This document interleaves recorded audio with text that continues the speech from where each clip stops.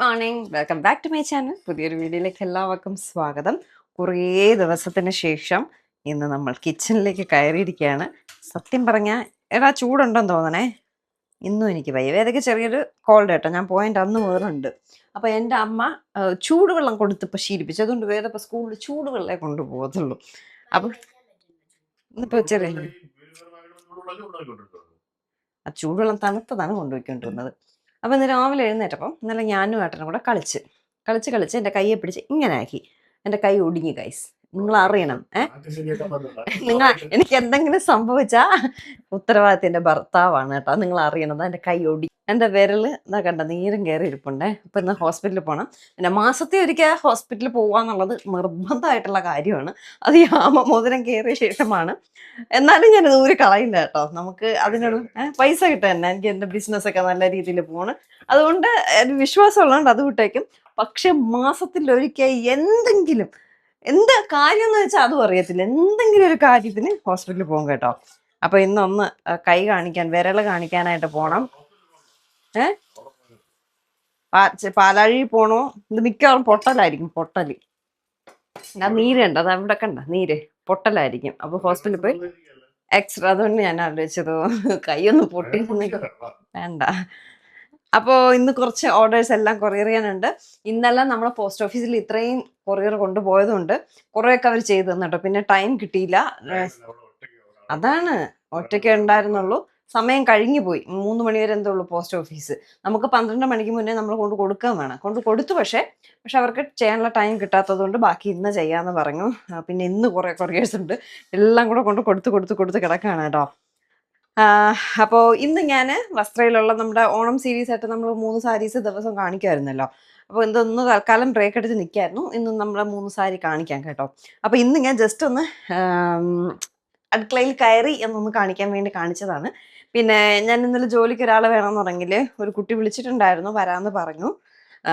ഞാൻ ആഴ്ചയിൽ ഒരു ദിവസമാണ് ഉദ്ദേശിച്ചത്.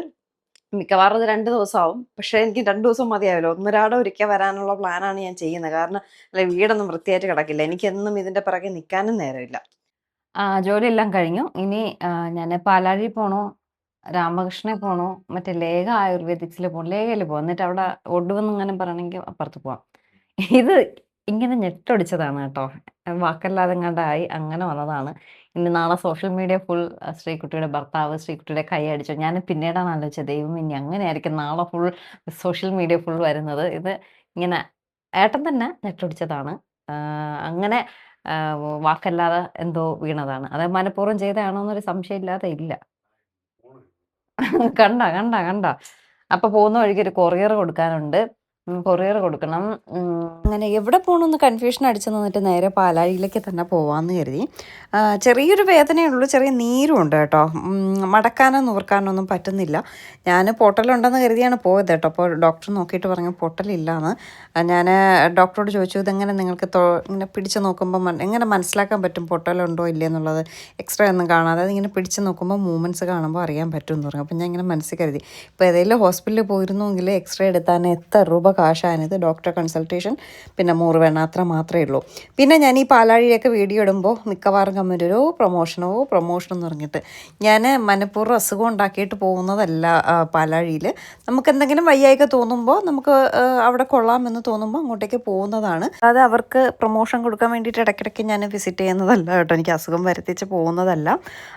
പിന്നെ ലേഖ ആയുർവേദ അവിടെയും ഞാൻ ഇന്ന് അവിടെ പോകാമെന്ന് കരുതിയതാണ്. രാമകൃഷ്ണ അഥവാ അവിടെ പൊട്ടലുണ്ടെന്ന് പറയുകയാണെങ്കിൽ രാമകൃഷ്ണനെ പോയി പ്ലാസ്റ്ററൊക്കെ ഇടാമെന്ന് കരുതി. പിന്നെ കരുതി നമുക്ക് വീടിന് കുറച്ചുകൂടെ അടുത്താണ് പാലാഴി എന്ന് പറയുന്നത് തിരുമല കേട്ടോ. പൂജപ്പുര വേറൊരു പാലാഴി ഉണ്ട്, അതല്ല. ഇത് നമ്മുടെ വിജയമോഹിനി മില്ലിനടുത്തുള്ള തിരുമലയുള്ള പാലാഴിയാണ്. അപ്പോൾ ഗൂഗിളിൽ പാലാഴി തിരുമല എന്ന് സെർച്ച് ചെയ്താൽ മതി. ഡീറ്റെയിൽസ് വേണമെങ്കിൽ ഞാൻ അവിടെ കൊടുത്തേക്കാം കേട്ടോ. അവർക്കിപ്പോൾ കർക്കിടക ട്രീറ്റ്മെൻറ്റൊക്കെ ഇപ്പോൾ ഫ്രൈഡേ മുതൽ സ്റ്റാർട്ട് ചെയ്യുകയാണ്. നമ്മുടെ വീഡിയോസ് കണ്ടിട്ടൊക്കെ പോവാമെന്നൊന്ന് പറഞ്ഞാൽ ചിലപ്പോൾ റേറ്റൊക്കെ കുറച്ച് തരും കേട്ടോ. കഴിഞ്ഞ പ്രാവശ്യം അങ്ങനെ നമ്മുടെ വീഡിയോ കണ്ടിട്ടാണ് വരുന്നതെങ്കിൽ റേറ്റ് കുറച്ച് തരാമെന്നൊക്കെ പറഞ്ഞിട്ടുണ്ടായിരുന്നു. ഇപ്രാവശ്യം ഞാൻ ജസ്റ്റ് ഒന്ന് പോയി ഡോക്ടറെ കണ്ടു. അപ്പോൾ ഡോക്ടർ പറഞ്ഞു വേറെ പൊട്ടലൊന്നുമില്ല, പക്ഷേ എങ്കിലും 2 ദിവസം അനക്കാണ്ട് കെട്ടി വെക്കണമെന്ന് പറഞ്ഞു. മുറിവെണ്ണ ഇട്ടിട്ട് അങ്ങനെ കെട്ടിവെച്ചു. വേറെ ഒന്നും പറഞ്ഞില്ല കേട്ടോ. അപ്പോൾ അതുകൊണ്ട് നിങ്ങൾ കർക്കിടക ചികിത്സയൊക്കെ എടുക്കാൻ താല്പര്യം ഉണ്ടെങ്കിൽ ട്രിവാൻഡ്രത്തുള്ളവരാണെങ്കിൽ പാലാഴി ഒന്ന് കോൺടാക്ട് ചെയ്യാം. അതുപോലെ ഇവരുടെ സ്കിൻ ബ്രൈറ്റനിങ് ഐറ്റംസ് എല്ലാം ഞാൻ യൂസ് ചെയ്യുന്ന കണ്ടിട്ട് ഒരുപാട് പേര് വാങ്ങി എന്ന് പറഞ്ഞിട്ട് എനിക്ക് മെസ്സേജൊക്കെ ഇട്ടിട്ടുണ്ടായിരുന്നു കേട്ടോ. എനിക്ക് നല്ല റിസൾട്ടാണ്. പക്ഷേ എനിക്കത് യൂസ് ചെയ്യാനുള്ള ടൈം എനിക്കും വേദയ്ക്കും കിട്ടുന്നില്ല. ഞാൻ വേദയ്ക്കും തേച്ച് കൊടുക്കും കേട്ടോ. അവരുടെ സ്കിൻ ബ്രൈറ്റനിങ് ഓയിലൊക്കെ ചീമ നല്ലതാണെന്ന് പറഞ്ഞു. ഇന്നിപ്പോൾ ഞാനത് വാങ്ങിച്ചിട്ടില്ല ഇതുവരെ കേട്ടോ. അപ്പോൾ ഇന്ന് എനിക്ക് അതിൻ്റെ സ്കിൻ ബ്രൈറ്റനിങ് ഓയിൽ തരാൻ പറഞ്ഞു. അത് ഞാൻ യൂസ് ചെയ്തിട്ട് പറയാം. പിന്നെ ഈ ഓയിലൊക്കെ നമ്മൾ ഡെയിലി യൂസ് ചെയ്യുമ്പോൾ നമുക്ക് സ്കിന്നിൽ കുരുക്കളും മറ്റുമൊക്കെ വരില്ലേ, അതുകൊണ്ട് പിന്നെ ഡെയിലി യൂസ് ചെയ്യാൻ പറ്റത്തില്ല. ഞാൻ സ്ഥിരമായിട്ട് വേദയുടെ ഡ്രൈ സ്കിൻ കേട്ടോ. അപ്പം നമ്മൾ ഈ എന്താണ് നാൽപ്പാമരയും പിന്നെ ഏലാതി തൈലം കൂടി മിക്സ് ചെയ്താണ് വേദയ്ക്ക് ഞാൻ തേച്ച് കൊടുക്കുന്നത്. അപ്പോൾ ഇതൊന്ന് ട്രൈ ചെയ്ത് നോക്കാമെന്ന് കരുതി കേട്ടോ. എന്തായാലും ഇവിടെ വന്നതുകൊണ്ട് എക്സ്റേ ഒന്നും എടുക്കേണ്ടി വന്നില്ല. പെട്ടെന്ന് തന്നെ കാര്യം കഴിഞ്ഞ് വീട്ടിൽ പോകാനും പറ്റി കേട്ടോ. കൃത്യമായിട്ട് പറയാം, എല്ലാ മാസവും ഉറപ്പായിട്ട് എന്തെങ്കിലും ഒരു ഇതിപ്പോൾ എങ്ങനെ ഇത് സംഭവിച്ചു എന്ന് അറിയത്തില്ല. ഞാൻ ശരിക്കും കരുതി കേട്ടോ പൊട്ടലുണ്ടാവുമെന്ന്. കാരണം ചെറിയ നീരൊക്കെ ഉണ്ടായിരുന്നു. ഡോക്ടർ പറഞ്ഞു അതിന് വേണ്ടിയിട്ടുള്ള ഇതില്ല, പൊട്ടിയിട്ടില്ല എന്ന് പറഞ്ഞു. അപ്പോൾ അതുകൊണ്ട് ഞാൻ രക്ഷപ്പെട്ടു കേട്ടോ. അപ്പോൾ പൊട്ടിയാലും ഇല്ലെങ്കിൽ ഇത് കെട്ടി വെച്ചിരിക്കുന്നതുകൊണ്ട് അധികം ജോലിയൊന്നും ചെയ്യേണ്ട, അനക്കണ്ട, 2-3 ദിവസത്തേക്ക് വെയിറ്റ് ഉള്ളതൊന്നും എടുക്കണ്ട എന്നൊക്കെ പറഞ്ഞു. അപ്പോൾ ഞാനങ്ങ് നെട്ടയത്ത് പോകണോ വേണ്ടേന്നൊക്കെ പറഞ്ഞിങ്ങനെ ശങ്ക പിടിച്ച് നിന്നപ്പോൾ ഏട്ടൻ പറഞ്ഞു നെട്ടയത്ത് പോകണമെങ്കിൽ ഇപ്പോൾ ഇപ്പോഴും കുഴപ്പമില്ല എന്ന് പറഞ്ഞു. പിന്നെ ഞാൻ കയറി നമ്മുടെ വസ്ത്രയുടെ ഓർഡേഴ്സ് നിറയെ വന്നുകൊണ്ടിരിക്കുക കേട്ടോ. അപ്പോൾ ഞാൻ വീട്ടിലില്ല എങ്കിൽ ശരിയാവത്തില്ല. സാറ്റർഡേ സൺഡേ ആയിരുന്നെങ്കിലും കുഴപ്പമില്ല, നമുക്ക് ഹോളിഡേ ആണ്. പോസ്റ്റ് ഓഫീസൊക്കെ ഹോളിഡേ ആയിരിക്കും, അപ്പോൾ ഡിസ്പാച്ച് ചെയ്യേണ്ടി വരത്തില്ല. അപ്പോൾ അല്ലാത്ത വർക്കിംഗ് ഡേയ്സിൽ ഞാൻ അവിടെ പോയി നിന്ന് ഇതെല്ലാം ഡിസ്പാച്ച് ചെയ്യണം, എടുക്കണം, എഴുതണം. അവിടെ പോയി നിന്നാൽ നടക്കത്തില്ല. പിന്നെ വേദയെ സ്കൂളിൽ വിടണം. ഏട്ടൻ രാവിലെ എനിക്ക് ഇനിയിപ്പോൾ 2 വീലറൊന്നും ഓടിക്കാൻ പറ്റില്ല കേട്ടോ.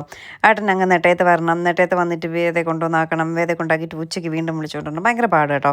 അപ്പോൾ ഞാൻ ഇവിടെ നിന്നാൽ പാത്രമൊന്നും കഴുകാൻ പറ്റില്ല. അപ്പോൾ രാവിലെ ഞാൻ മീനും ചോറും ഒക്കെ വെച്ചിട്ടാണ് വന്നത്. അതുകൊണ്ട് രക്ഷപ്പെട്ട കേട്ടോ. ഇപ്പോൾ ഉച്ചയ്ക്കുള്ളതുണ്ട്, വൈകിട്ടത്തേക്കുള്ളതും പുട്ട് വരെ മാവ് നനച്ച് വെച്ചിട്ടാണ് വന്നത്. അതുകൊണ്ട് കുഴപ്പമില്ല. അപ്പോൾ പറയും പാത്രമൊക്കെ വേണമെങ്കിൽ ഞാൻ കഴുകി തരാൻ, കുഴപ്പമില്ല എന്ന് പറഞ്ഞു. അപ്പം നാളെ വേദയ്ക്ക് രാവിലെ സ്കൂളിൽ കൊണ്ടുപോകാൻ ദോശ എന്തെങ്കിലും പുറത്തുനിന്ന് വാങ്ങുമെന്ന് വെച്ചാൽ പറഞ്ഞു അതും വാങ്ങിത്തരാമെന്ന് പറഞ്ഞു. അപ്പോൾ പിന്നെ ഞാൻ കരുതി ശരി പോകണ്ട, അവിടെ തന്നെ അങ്ങ് നിന്നേക്കാം. ഇനി അങ്ങ് പോയി സ്കൂളില്ലായിരുന്നെങ്കിൽ ഞാൻ ഉറപ്പായിട്ട് പോകാനായിട്ട്. സ്കൂളുള്ളത് കൊണ്ടും പിന്നെ ഈ വസ്ത്രയുടെ പുറകെ നടക്കുന്നത് കൊണ്ടും പിന്നെ ഞാനങ്ങ് മടിച്ചേ.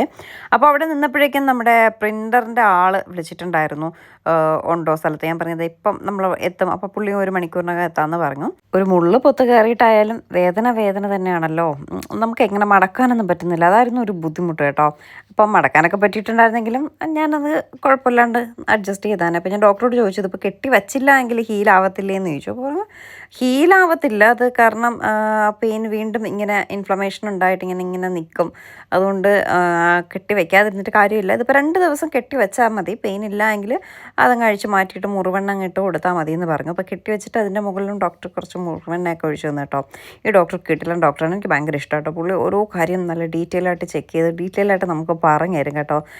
അദ്ദേഹം ഡോക്ടർ കണ്ണദാസിൻ്റെ മകനാണ്. ഡോക്ടർ കണ്ണദാസാണ് ഈ ഹോസ്പിറ്റൽ തുടങ്ങുന്നത് എല്ലാം വർഷങ്ങൾക്ക് മുമ്പ്, 30 വർഷം മുന്നേ എന്തോ ആണ്.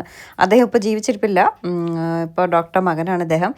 നല്ലൊരു ഡോക്ടറാണ്. നമുക്ക് നല്ല കൂളായിട്ട് സംസാരിക്കാൻ പറ്റും. ചില ഡോക്ടേഴ്സിൻ്റെ അടുത്തൊക്കെ പോയാൽ നമ്മൾ പറയുന്നത് മാത്രം കേൾക്കും, തിരിച്ച് അതിന് മാത്രം മറുപടി പറയും കേട്ടോ. പക്ഷേ ചില ഡോക്ടേഴ്സ് അങ്ങനെയല്ല, ഭയങ്കര കാര്യമായിട്ട് നമ്മളോട് സംസാരിക്കും. അപ്പോൾ തന്നെ നമ്മുടെ പകുതി അസുഖവും അങ്ങ് മാറിക്കിട്ടും. എപ്പോഴും അങ്ങനെ ഒരാളെയാണ് നമുക്ക് ഡോക്ടറായിട്ടൊക്കെ എപ്പോഴും നമ്മൾ ചീമയോട് എപ്പോഴും പറയും എല്ലാവരോടും നല്ല സ്നേഹം ഉണ്ടായിരിക്കണം. അല്ലാതെ ചുമ്പ ചാടയ്ക്ക് ആണോ ശരി എന്ത് പറ്റി അതങ്ങ് കുറയും.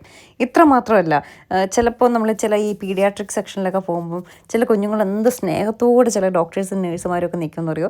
ചിലരിങ്ങനെ മുഖമൊക്കെ ഇങ്ങനെ ഇറക്കി വെച്ചുകൊണ്ട് നിൽക്കും കേട്ടോ. പക്ഷെ അതല്ല വേണ്ട കേട്ടോ. നമുക്ക് ഞാൻ പറഞ്ഞില്ല, നമ്മുടെ പകുതി അസുഖം മാറണമെങ്കിൽ ഉറപ്പായിട്ടും നമ്മുടെ ഡോക്ടേഴ്സും നമ്മളോട് പെരുമാറുന്ന ഒരു രീതി അനുസരിച്ചിരിക്കും. വീണ്ടും നമുക്ക് അവിടെ പോകണമെന്ന് തോന്നുന്നതും ആ ഡോക്ടറുടെ ഒരു പെരുമാറ്റം കൊണ്ടായിരിക്കും കേട്ടോ. പിന്നെ കൈപുണ്യവും, ഈ ഡോക്ടർക്ക് ആ കൈപുണ്യം ഉണ്ട് കേട്ടോ. എൻ്റെ നടുവേദനയൊക്കെ പമ്പ കടന്നു. അതാ ഡോക്ടർ ചോദിച്ചത് നടുവേദന ഉണ്ടോ എന്നൊക്കെ ചോദിച്ചു. എന്നിട്ട് എന്നോട് പറഞ്ഞു വിറ്റാമിൻ ഡിയും കാൽഷ്യവും ഒന്ന് ചെക്ക് ചെയ്യണം, മസ്റ്റായിട്ട് ചെക്ക് ചെയ്യാൻ പറഞ്ഞു കേട്ടോ. അപ്പോൾ എൻ്റെ വീഡിയോസ് കാണുന്ന പലരും എനിക്ക് കമൻറ്റ് ചെയ്യാറുണ്ട്, വിറ്റാമിൻ ഡി ചെക്ക് ചെയ്ത് ശ്രീകുട്ടി, ഡി ചെക്ക് ചെയ്ത് ശ്രീകുട്ടി.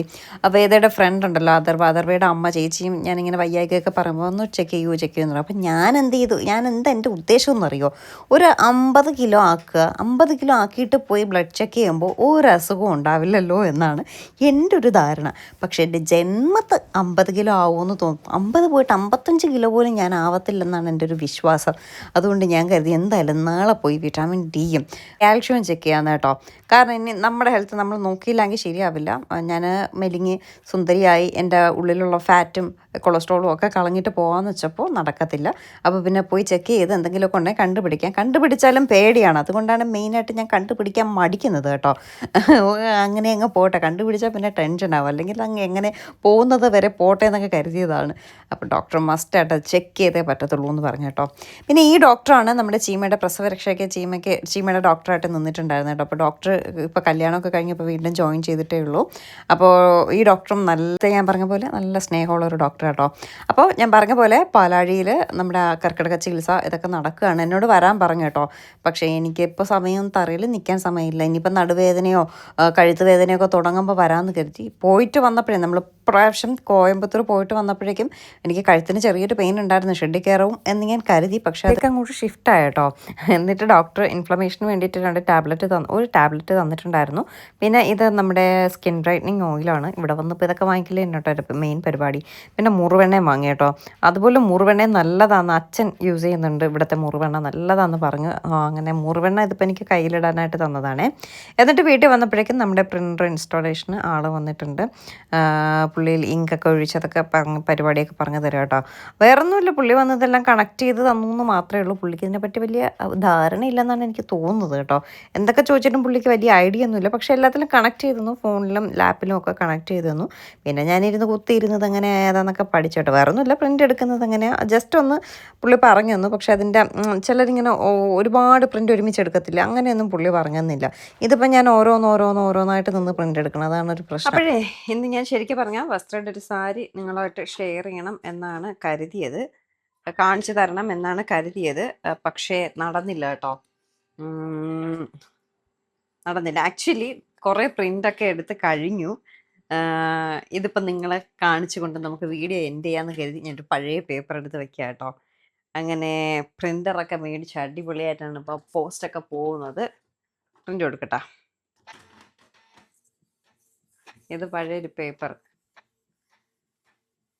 ഓക്കെ, അപ്പോൾ എന്തായാലും ഇന്നത്തെ വിശേഷത്രേ ഉള്ളൂ. ഞാൻ സാരി കാണിക്കാത്തതിൻ്റെ കാരണം ഇതിലിടയ്ക്കിടയ്ക്ക് ഓയിലിടാൻ പറഞ്ഞു. അങ്ങനെ ഓയിലിട്ടേക്കാണ്. അപ്പോൾ സാരിയിലെടുക്കുമ്പോൾ ഫുൾ ഓയിലാവും.